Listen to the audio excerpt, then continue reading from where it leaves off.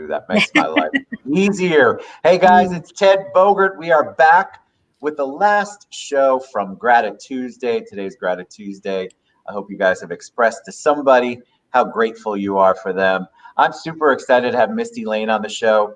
I was telling her before we went live this topic, from medical school to prison, overcoming your worst to live your best. There are so many parts I can't wait to dissect in our time together and figure that out. But Mistie is, she's got a great story and a great personality, and we want to get her in and out so she can get back to work. So welcome, Mistie. Thanks for being on the show. Thank you so much for having me. I love your background. It looks real good. Thank you. You obviously have this down to a science. Before we take a deep dive in to the topic, I'd love for my audience to know a little bit about you. So tell us a little bit about you. So I am a country girl, grew up in Southeast Texas, and I'm a survivor. I'm pretty energetic. I was called the Energizer Bunny by most of my family. Yeah, I was a little Tasmanian devil, very mischievous, very, changed. That's probably not changed at all. I can sum it up real easy. I'm a Leo, I'm Italian, and I'm a woman. So there's your triple threat. Oh, right there. Gosh, yes. I'm Italian too. That's so you know. I love that. That's absolutely. So that's kind of where I'm at with that. I'm a survivor because I just got blindsided at 32 years old with something I never dreamed would happen to me, and took me down a 10-year dark path. And I'm one of the lucky and blessed ones. I'm one of the 3%ers, actually 3%ers that survived it. And now I'm giving back. My platform is all about transparency. So I'm just a good old girl from the South that tries to speak the truth and help others, you know?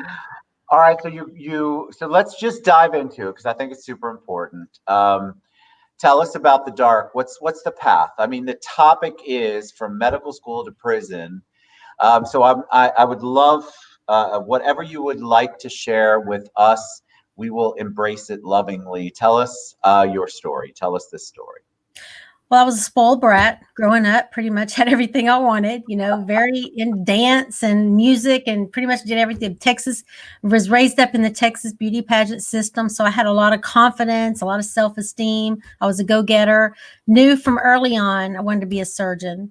Worked really hard to get there, to, put everything I had into it going forward since the time I graduated high school. I got married young. I met someone in college. We got married at 19, had our first baby at 20. But I still ticked away in those college classes. I wasn't giving up on my dream. I had 2 daughters in my undergrad part. I got my undergrad degree in chemistry. I went to nuclear medicine school and was applying to med school and working, waiting to get into med school. Right after I got accepted into med school, 3 months in, found out my husband of 10 years had a woman pregnant. Completely just broke my freaking heart. I mean, It was like, but see, as confident and all the self-esteem I had going, what we tend to do, especially as women, is we say it was my fault. I wasn't good enough. Something had you want to blame yourself. You blame yourself. Something had to have been wrong with me for him to go cheat, right? Which is bogus BS. We all know. So it's big BS. Big BS. I learned later my picker was broken. It wasn't me. It was guys. My picker was broken. So, because I picked 4 of them. I'm being transparent. My platform's all about transparency. So I don't live with 4 of them. 4. That's a whole nother story. A really bad picker. I need a no limit picker law. Anyway, so I just got into a really deep depression, feeling sorry for myself. I had 2 small babies. He ran off with this other woman, left me kind of with everything. I was in med school trying to juggle it all. Got into a really bad depression, became vulnerable. Started dating whoever would give me the attention I was starving for, any validation I got, because I was so used to that from the pageant system, that constant validation. And I needed it. I thought I needed it. So the first guy that gave it to me, I was all about it. And he introduced me at 32 years old to my first line of cocaine. We were on our way to a Dallas Cowboys football game. Now, I was the good girl, Ted, in school. I was the good girl. I didn't party a lot. I was hit by a drunk driver when I was 15. It almost killed me. So I was really against all of that. Wow. I didn't even cuss. I mean, I was a good girl, you know. So this was something for me that it blindsided not just me, but my entire family, because they would have never put me in this scenario. But what happened was, on the side of the road on the way to that Cowboys football game, I got introduced to a line of Coke and didn't think it through. I didn't stop and respect that moment of choice. And I chose to try that line of cocaine. My mindset was, okay, I did everything right and it got me nothing. It got me to Right. this place. So I'm going to be bad and I want to see what that's like. And, Wow. you know, and I managed that cocaine powder addiction for several months. I was able to coexist with it. It wasn't until I started smoking crack cocaine that my life went to hell in a handbag, and quick. Holy God. All right. So you really went down. That's a path. Ooh. That's and I think people it's crazy to me. I have a master's degree in this. Very similar to all addiction stuff and treatment. People don't realize that when you get hooked, it's not just as easy as saying, "Hey, I'm going to quit today." It takes over your entire life. Everything. Is that what happened to you? Everything. It was jealous. It didn't want to share me with my family. It didn't want to share Yeah. me with my job. Nothing. It had to be first in everything I did. And I mean, I tried. I'm that strong-willed person, you know. I went to rehab. I made bargains with God. I prayed. I did everything I knew to do. Nothing broke me from it. I got Wow. involved with my drug dealer, thought I was in love with him, married him, and that's a bad picker too. And you know, here comes my first broken nose and black eye. Never been Oh, around that before. And he would use the cocaine. He would inflict the pain.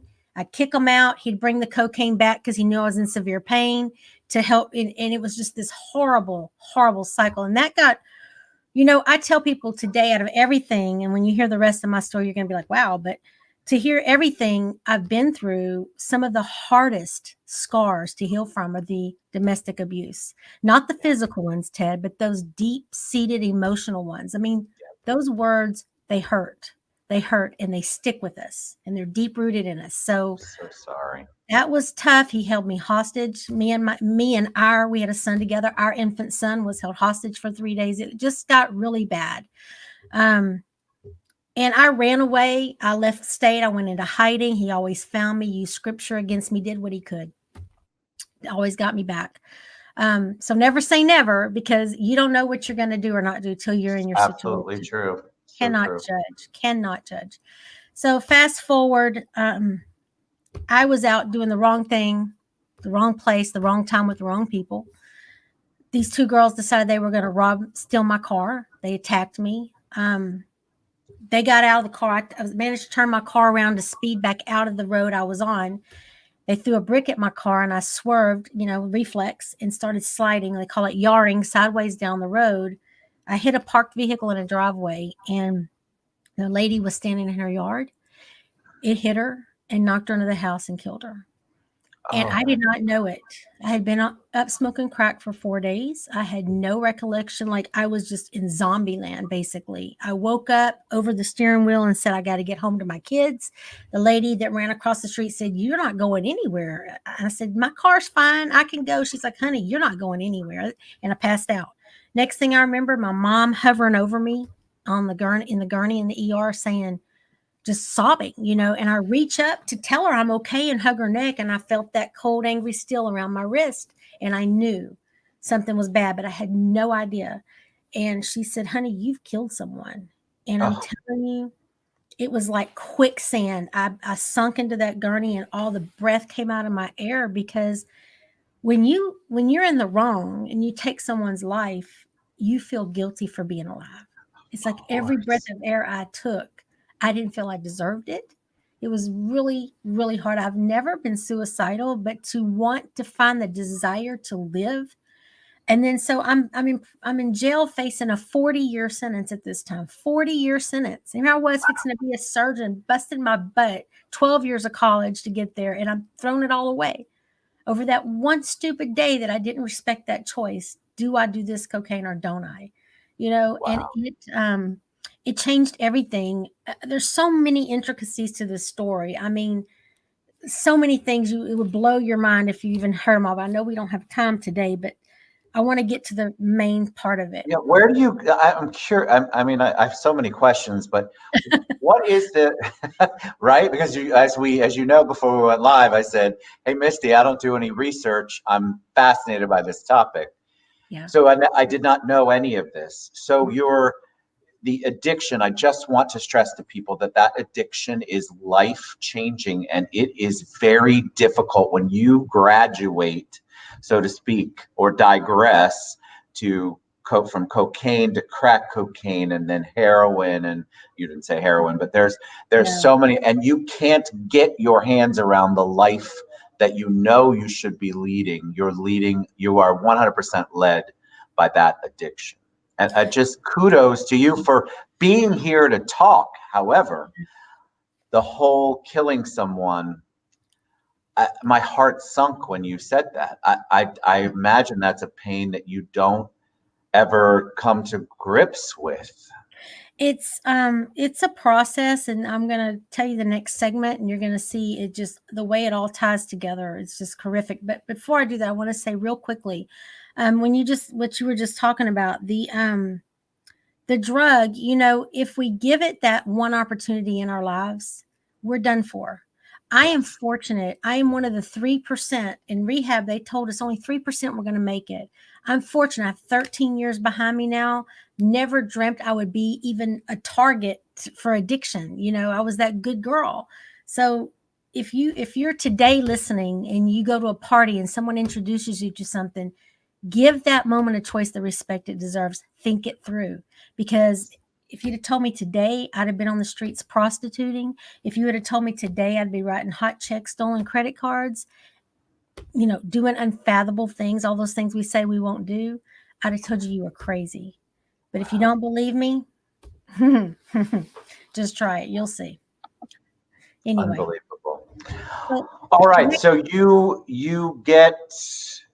you're dealing with it. You wake up, and then what's the process for? Obviously, they're going to charge you. What happens? So I'm facing a vehicular homicide, 40 years. Months and months go by trying to get in front of the judge to get your case tried. I didn't have any help, so I started writing. I used writing as therapy. Writing saved my life. So everything I do today is based around writing. I wrote my book, What Goes Up.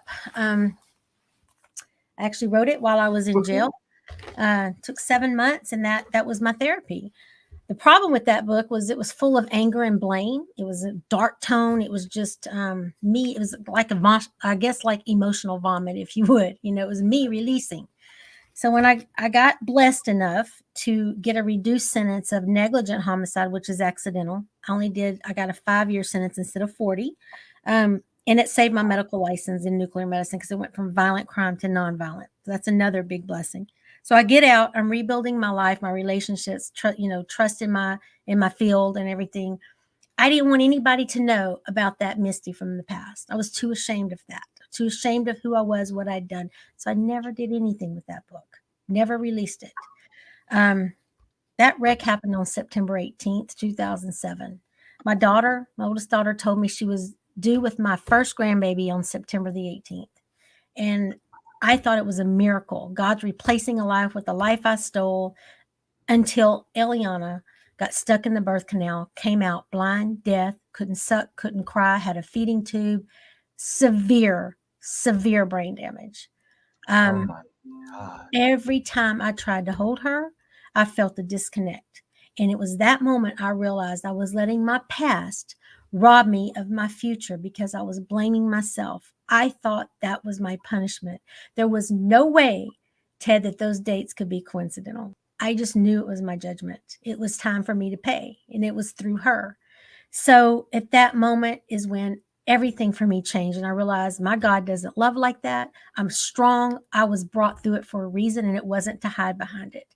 So I took that book and I rewrote it from anger and blame. I rewrote it from a place of accountability and forgiveness. And I just became transparent about everything, abortions I went through, prostitution, everything I did. I became transparent so other people could see they're not alone. So other people could learn and see if they make that choice what they're in for. The real things that happen on the streets with addiction. There's no sugarcoating in this book. If you want to hear real life true stuff, you get this book because it is raw, almost too raw. Some people probably know too much about me. They want to know. But But anyway, it's the truth. It's your truth. It's true. what you lived, and it's cathartic for you. I can tell. It's a way for you. I love that you rewrote the book with a different approach because you had realized. I love what you said, by the way. That's not how my God loves. That gave me chills. Yeah. I think that that's so important. Then you go, all right, I wrote this thing, and that's not even how I'm feeling now. That's not even what I'm thinking now. And that's not the place I want to be in. And you completely redid it. I think that's absolutely amazing. Well, just spewing my anger and blaming everybody, that book was not going to help anyone. That was my release. That was to help me. If I was going to come forward with something, it was to help people. So the way I was going to help them was to show them you have to take accountability for your actions, good and bad. You have to forgive, and not just other people. You have to learn to forgive yourself because we do a lot of things out there, and we're our worst critics. So it was about discovering self-discovery and self-love, and who out there doesn't need that in their life. So Sure. it had to be a book that was going to be beneficial to someone. So that's why I rewrote it. So you write the book, and then you mentioned a little bit about how because they reduced the charge, you were still able to follow your dream. Tell us about that. Well, I did not go back to medical school. I'm not a surgeon. I'm not an MD. But I had already acquired my nuclear medicine license, and because the charge they reduced it to is a non-violent charge, I was able to keep it. That's Um, amazing. Now I'll tell you, drug addiction or really any kind of adversity, it's like slamming on the brakes in your car, and everything from your past, from the back seat being the past, just kind of flies up, or flies onto the floorboard off the seat. I was 10 years sober and clean, 10 years past this. And the Texas Medical Board, out of the blue, investigated me, and I had to go to court and defend my medical license because of everything in my past. Sometimes random hot checks that are 10, 15 years old, I'm still having to go to court because they pop up. Cold cases, a new sheriff takes over and wants to dig up old stuff that was unsolved. So it's like it never goes away, and I face it head on with pride. I face it head on that I can take care of it today and make it right. I don't run from it because I used to be ashamed of that person, and I ran from who I was. I had to learn through, it's a method in my book, a chapter called Cope Equals Hope, a 4-step method. I had to learn to confront it, optimize my experience, and realize I'm an authority on those things now to help others, push through the guilt, and then embrace that beautiful person I am today and use that pain to help other people. Yeah. Where did the strength come in the early part of that when you wake up and you know something's wrong and you realize you've got to get not only help for your own addiction, now you're also dealing with this entirely life-changing thing. What were in the beginning, what were some of the things that you did? What were some of the tools that you used? Did you use the basic 12-step approach? Did you faith? I hear you say faith a lot, or I hear you talk about God a lot. Was it faith-based? Because I think there are people, this topic's so important. You're overcoming your worst to live your best. What were some of the things that you did internally to try to move forward? I tried to tell myself I was strong enough, that I'd always been a strong person. No. I tried to go to rehab. No. I tried to pray. I'm sure that that's what kept me safe out there all these years, and that's why I'm here today. But it didn't take me out of the situation completely. People ask me all the time, like I have a magic wand, because so few people do overcome a crack addiction. It is the Correct. devil. like I have pixie dust or something, and I tell them, look, I couldn't save myself. It took me killing someone, going to prison, and physically being away from it to be able to overcome it. I can't tell you how to do it, but what I can promise you is if you don't find what works for you, this is what you're in for. This, and this is going to happen because addiction is progressive. I used to say I wouldn't do sexual favors for drugs in the beginning, like, oh, I would never do that. Not me. There is a day everyone will cross that line for that drug.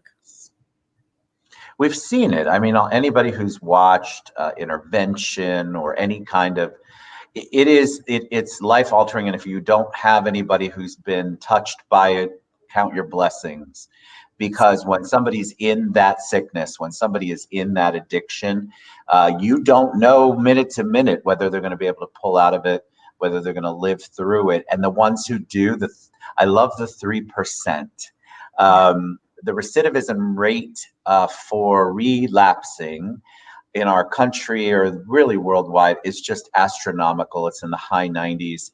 So you have to really find what works for you, like Misty said, and you have to figure out, not all of you who are watching, obviously you're dealing with the same addiction that Misty dealt with, but you're dealing with something that you're trying to overcome. You're trying to figure out how to maneuver past something that is holding you back, bringing you down, not letting you live the life that your best life, as Misty said in the show title. And so it's so empowering to me to listen to you, because I have seen addicts. I've been to their funerals. I have seen the worst of that. And it is just mind blowing that somebody can go from being on a path like you have been, surgery, you wanted to go to medical school, and then getting that in your life, and it changes it. You did not say, wake up one day and go, I want to be a crack addict. No, God, no. I didn't wake up But September 18th and say I'm going to go kill someone either. correct. But Mhm. it's there. And so I appreciate and respect so much the authenticity that you share, because that's what people need to hear. More people need to address the demons that are going on, whatever that might be, or they're not going to ever live their best life. They're always going to be living in the worst or the bad or the negative. That's right. What are you doing now? Tell me, because you're on a mission. I feel like you're on a mission. You rewrote your book. You are sharing your very powerful story with other people. What are you trying to accomplish? So I'm all about transparency, Ted. I do believe transparency is going to be a game changer in the world.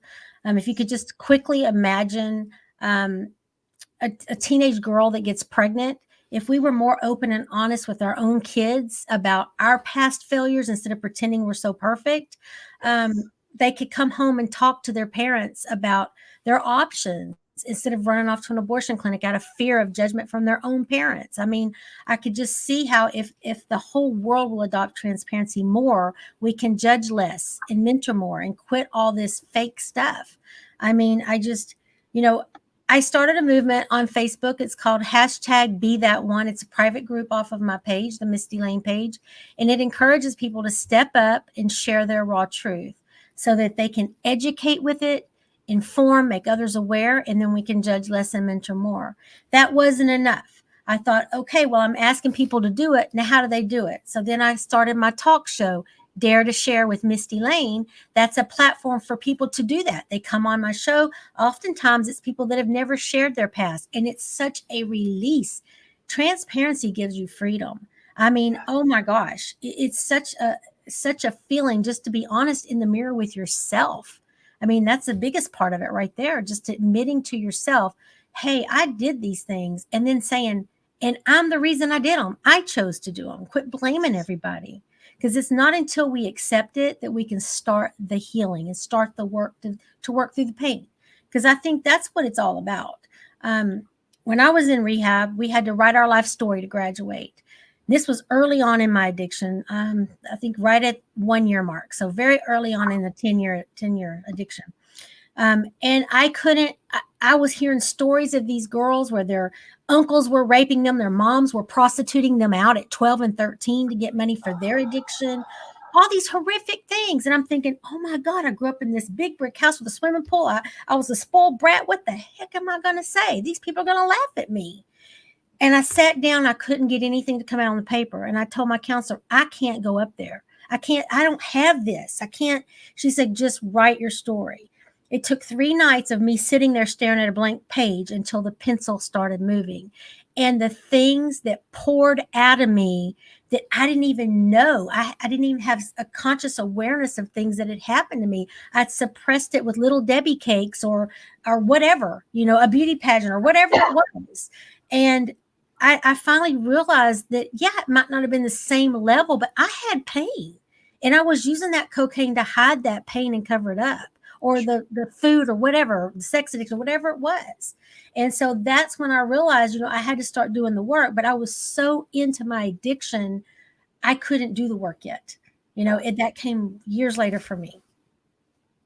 It's just amazing. First of all, I just have to continue to give you positive feedback, to share that. I think authenticity and vulnerability and transparency are buzzwords that we use, but they're so critical in anybody's journey.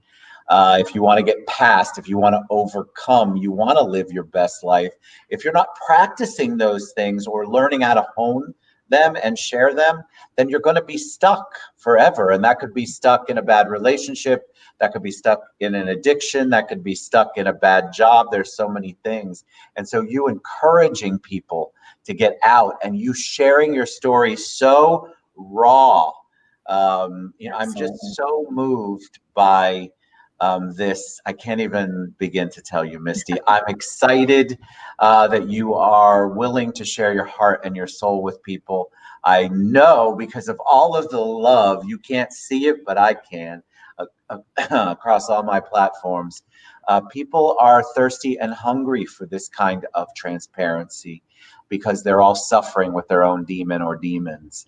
And you're giving them some hope on, hey, listen, this is what happened to me. If I can overcome, you can overcome too. So yeah. God bless you. All right. What's the best way for people to reach out to you? How can they get your book? How can they watch your show? Tell us all about how they can reach. Okay. So I have a website, mistielayne.com. It's kind of an older website that I'm I'm redoing it now, but you can order my book if you want a signed copy right there on my website. I can mail it out to you, or you can go to Amazon or any of the bookstore, you can get it there too. My show is called Dare to Share with Mistie Layne. And if you just go into Facebook and type in Mistie Layne, it'll bring you right up to my show page, Dare to Share. Also, I am going to be, after COVID dies down, hopefully first quarter next year, I do Right to Ignite Women's Empowerment Retreats. These are very intimate, 25 women or less, 3 days of intense writing, art therapy, ugly crying around a campfire. I mean, it's just going to be an all-out kind of thing, So there's that coming up. Facebook Messenger is a good way to reach me, a quick, easy way. Or I have an email, mistielayne@mistielayne.com. And I'd actually like to offer your guest a free gift today. If they want to email me, they can just put in the subject line, Toxic Dump. I've created a guide that is a quick writing exercise that will help you release toxic shame and guilt. And it's a stepping stone to start that writing journey of freedom. Beautiful. All right, Toxic Dump. We'll post that when we share the show. You're a blessing. I'm so moved and motivated and inspired by what you have done and your story. Thank you for being open to sharing it with everyone, because I think that is so cathartic. I know it's still cathartic for you. It's cathartic for the other people who are on the other end wondering, how am I ever going to overcome this insanity that I'm dealing with? You give them hope. So Mistie Layne, you're amazing. Thank you so much for being on the show. MistieLayne.com. Reach out to her, Dare to Share on Facebook. You guys reach out. I mean, it is a blessing. One quick thing. I want to say one quick thing. Yes, please. I just want to encourage you, if you're out there and you're feeling like you're really down or you're in your worst place you've ever been in your life, the best thing you can do is look around you and find someone that has it a little bit worse and help pull them up to your level. And it is the most therapeutic thing you can do. So just remember that. find that inner strength you have, because we all have it, and use it to pull your own self up. Beautiful. Mistie, you're a joy. What a blessing. God bless you. Thank you so Thank you, much Ted. for taking time out. I know you have to get back to work. MistieLayne.com. You guys reach out to her. Dare to share. Beautiful. I appreciate Thank it you. so much, Thank you Mistie. so Thank much. you. We'll be Bye. back later, guys. Bye-bye.